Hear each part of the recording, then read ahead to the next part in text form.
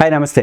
Pakistan map మారిపోయింది. ఆ దేశానికి మైండ్ బ్లాక్ అయ్యే షాక్ ఇస్తూ పాకిస్తాన్లోనే అత్యంత పెద్ద ఖనిజ వనరులతో సమృద్ధిగా ఉన్నటువంటి బెలూచిస్తాన్ ప్రాంతం స్వతంత్రాన్ని ప్రకటించుకుంది. ఈ ఆగస్టు 11నే రిపబ్లిక్ ఆఫ్ బెలూచిస్తాన్గా ఏర్పడుతున్నట్లు అధికారికంగా ప్రకటించింది. ప్రపంచ దేశాలందరూ కూడా తమను గుర్తించాలని చెప్పేసి కోరింది కూడా. మరోవైపు పాక్ ఆక్రమిత కాశ్మీర్ ప్రజలు మాకు ఈ అణచివేత వద్దు, మేము మీతో కలిసి ఉండము, భారత్తో కలుస్తామంటూ పెద్ద ఎత్తున రోడ్ల మీదకి వస్తున్నారు.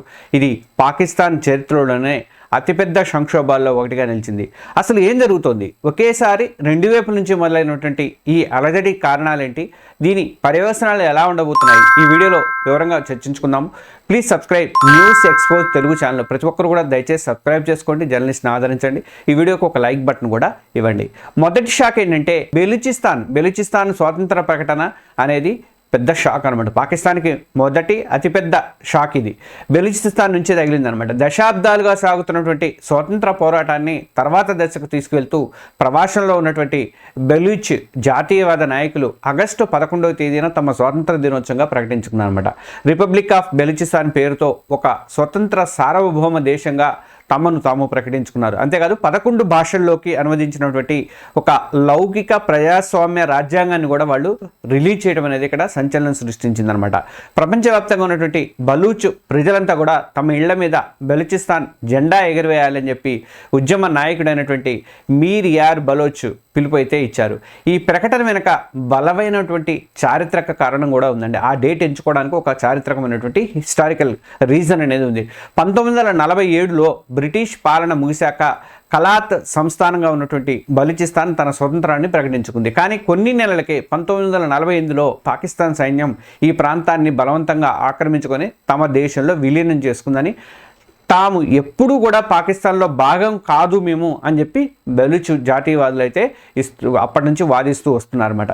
భౌగోళికంగా పాకిస్తాన్లోనే ఉన్నటువంటి అతిపెద్ద ప్రావిన్స్ అయినటువంటి బలూచిస్తాన్లో గ్యాస్ కానీ, బొగ్గు కానీ, బంగారం కానీ, రాగి ఇలాంటి సహజ వనరులన్నిటితో కూడా కలకలాడుతూ ఉంటుంది. కానీ ఈ సంపద మొత్తం కూడా దశాబ్దాలుగా పాకిస్తాన్ పంజాబీ ప్రాంతంలో ఉన్నటువంటి ఆధిపత్య వర్గాలు కానీ, సైన్యం కానీ దోచుకుంటూ తమను పేదరికంలో ఉంచాయని చెప్పేసి వాళ్ళు ఆవేదన వ్యక్తం చేస్తున్నారు. ఇప్పుడు చైనా పాకిస్తాన్ ఎకనమిక్ కారిడార్ ఉంది కదా, సిపెక్ ఉంది కదా, దాని పేరు మీద కూడా చైనా అక్కడ రంగప్రవేశం చేసింది. దాంతో అక్కడ అన్ని కట్టడాలు అన్నీ చేసి అక్కడ వనరులు దోచుకోవడానికి చైనా కూడా ప్రయత్నం చేస్తుంది. దాంతో బాగా ఈ సమస్య అనేది బాగా జటిలమైపోయింది అనమాట. గ్వాదర్ పోర్ట్ అభివృద్ధి పేరుతో చైనా తమ ప్రాంతాన్ని తన సైనిక ఆర్థిక ప్రయోజనాల కోసం ఒక కాలనీగా మార్చుకుంటుందని చెప్పేసి బలూచ్ ఏర్పాటువాదులు ఆరోపణ చేస్తున్నారు. ఈ దోపిడీకి వ్యతిరేకంగానే బలూచిస్తాన్ లిబరేషన్ ఆర్మీ BLA లాంటి సాయుధ బృందాలు వాళ్ళు వెళ్ళి చైనా పాకిస్తాన్ మీద దాడులు చేస్తున్నారు. వాళ్ళు అక్కడ పెట్టుకున్నటువంటి ఈ సిపెక్లో భాగంగా ఏర్పాటు చేసినటువంటి వాటి మీద కూడా, ఆ శిబిరాల మీద, ఆ కట్టడాల మీద కూడా దాడులు చేస్తున్నారు. పాకిస్తాన్ ఈ స్వాతంత్ర ప్రకటన ఒప్పుకున్నా ఒప్పుకోకపోయినా ప్రపంచ దేశాలు ఇంకా బలూచిస్తాన్ని పాకిస్తాన్లో భాగంగానే భావిస్తున్నప్పటికీ కూడా ఈ పరిణామాలు అనేవి పాకిస్తాన్ ఐక్యతను కానీ, సార్వభౌమత్వాన్ని కానీ ప్రశ్నిస్తున్నాయని చెప్పుకోవాలి. ఇక రెండో షాక్ ఏంటంటే పాకిస్తాన్ ఆక్రమిత కాశ్మీర్ అయినటువంటి POKలో కూడా నిరసనలు తీవ్ర స్థాయిలో సాగుతున్నాయి. దాదాపు ఇప్పటికే 40-50 మంది దాకా చనిపోయినట్టున్నారు పోలీసు కాల్పులలో. బెలూచిస్తాన్లో పరిస్థితి అలా ఉంటే పాకిస్తాన్లో మరో పెద్ద తలనొప్పి అనేది స్టార్ట్ అయింది. అదే పాక్ ఆక్రమిత కాశ్మీర్. దశాబ్దాలుగా పాకిస్తాన్ పాలనలో ఉన్నటువంటి ఈ ప్రాంతంలో ఇప్పుడు నిరసన జ్వాలలు అనేవి ఎగిసిపడుతున్నాయి. ఈ ప్రాంతాన్ని భారత్పై ఉగ్రవాదాన్ని ఎగదోయడానికి ఒక లాంచ్ ప్యాడ్గా వాడుకుంటుందే తప్ప అక్కడ ప్రజల హక్కులు కానీ, అభివృద్ధిని కానీ ఎప్పుడూ పట్టించుకోలేదు అని చెప్పే విమర్శలు అయితే ఉన్నాయి. దాని ఫలితమే ఇప్పుడు కనిపిస్తుంది. విపరీతంగా పెరిగినటువంటి విద్యుత్ బిల్లులు కానీ, గోధుమ పిండిపై సబ్సిడీల కోత, మందులు లేకపోవడము, ఇలాంటి తీవ్రమైనటువంటి ద్రవ్యోల్బణము, నిరుద్యోగము, ఇలాంటి కారణాలతో POK ప్రజలంతా కూడా రోడ్ల మీదకి వస్తున్నారు. ఇది కేవలం ఆర్థిక నిరసనగానే మొదలైనప్పటికీ ఇప్పుడు నెమ్మదిగా రాజకీయ స్వరూపం కూడా దాన్ని మారిపోతుందన్నమాట. పాకిస్తాన్ ప్రభుత్వానికి కానీ, సైన్యానికి కానీ వ్యతిరేకంగా తీవ్ర ఆందోళనలు అయితే జరుగుతున్నాయి. ఈ నిరసనల మధ్యలోనే మేము భారత్తో కలుస్తాం లాంటి డిమాండ్లు కానీ, మోడీజీ మాకు సహాయం చేయండి ఇలాంటి బ్యానర్లు కూడా మనకు అక్కడ కనిపిస్తూ ఉన్నాయి అనమాట. పాకిస్తాన్ పాలకులకు కంటి మీద కునుకు లేకుండా చేస్తుంది ఇవన్నీ చూసిన తర్వాత. పాకిస్తాన్ పాలన కంటే భారత పాలనలోనే తమ భవిష్యత్తు బాగుంటుందని చెప్పేసి అక్కడి యువతలో కొందరైనా భావించడం అనేది ఒక ముఖ్యమైనటువంటి మార్పు అనుకోవాలి. 75 ఏళ్ళుగా భారత్కు వ్యతిరేకంగా నూరిపోసినటువంటి ప్రచారం అంతా కూడా, పాకిస్తాన్ నూరిపోసిన ప్రచారం అంతా కూడా తిప్పి కొడుతుంది, విఫలమైపోయింది, ఫెయిల్యూర్ అయిపోయింది అనడానికి సంకేతం ఇది అని చెప్పేసి విశ్లేషకులు అయితే చెప్తున్నారు. భారత ప్రభుత్వం ఆర్టికల్ 370ని రద్దు చేసిన తర్వాత జమ్మూ కాశ్మీర్లో కనిపిస్తున్నటువంటి అభివృద్ధిని కానీ శాంతిని కానీ పీఓకే ప్రజలంతా కూడా అబ్జర్వ్ చేస్తున్నారు. తమ ప్రాంతం మాత్రం ఎందుకు వెనకబడి ఉండాలి, మేమంతా ఒకటే కదా, కాశ్మీర్లో అంతా ఒకటే కదా, ఇటు పీఓకే తమ దేశంలో అంతర్భాగమని భారత్ కూడా ఎప్పటి నుంచో వాదిస్తోంది. ఇప్పుడు అక్కడ ప్రజల నుంచి వస్తున్న ఈ డిమాండ్లు భారత్ వాదనకు నైతిక బలాన్ని అయితే ఇస్తున్నాయన్నమాట. అంతేకాదు ఈ మధ్య అక్కడ ప్రజలపై పాకిస్తాన్ చేసినటువంటి దాడులను తీవ్రంగా ఖండిస్తోంది కూడా భారత్. పదుల సంఖ్యలో కాశ్మీర్లు చనిపోయారు, పాకిస్తాన్ సైన్యం జరిపినటువంటి కాల్పుల్లో చనిపోయారు. మరి పాకిస్తాన్ అసలు ఎక్కడ ఫెయిల్ అయింది అంటే ఒకేసారి బెల్చిస్తాన్లో కానీ పీఓకేలో కానీ ఇంకో 2 చోట్ల కూడా వస్తున్నాయి అంటారు. ఈ స్థాయిలో అలజడులు రేగటం 4 దేశాలు 4 ప్రాంతాలుగా విడిపోతుంది పాకిస్తాన్ అనేది ఇది కూడా వస్తుంది. ఇది ఎందుకు జరుగుతుందంటే ఇది యాదృచ్ఛికంగా ఈ రోజుకి ఈరోజు జరిగింది కానీ దీని వెనక పాకిస్తాన్ దశాబ్దాలుగా ఫాలో అవుతున్నటువంటి విఫలమైనటువంటి ఫెయిల్యూర్ విధానాలే దీనికి కారణమని చెప్పేసి విశ్లేషకులు అయితే చెప్తున్నారు.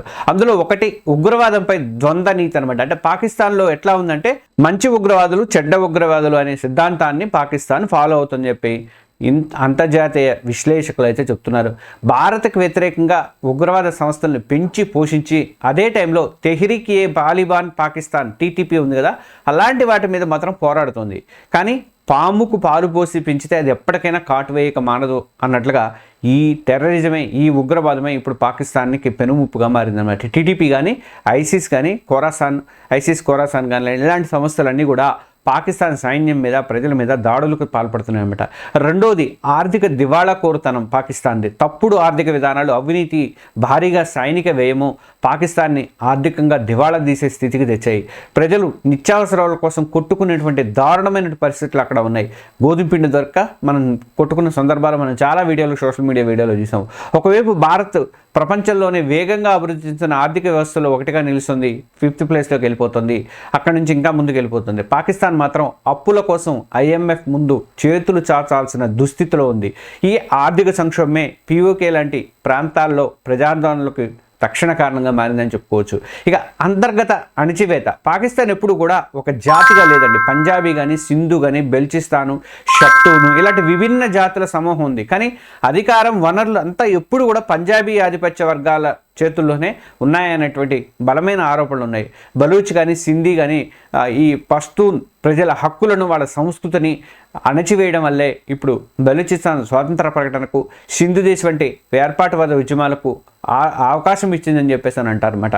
మొత్తం మీద చూస్తే పాకిస్తాన్ తన చరిత్రలోనే ఒక అత్యంత దారుణమైనటువంటి పరిస్థితిని అయితే ఎదుర్కొంటుంది.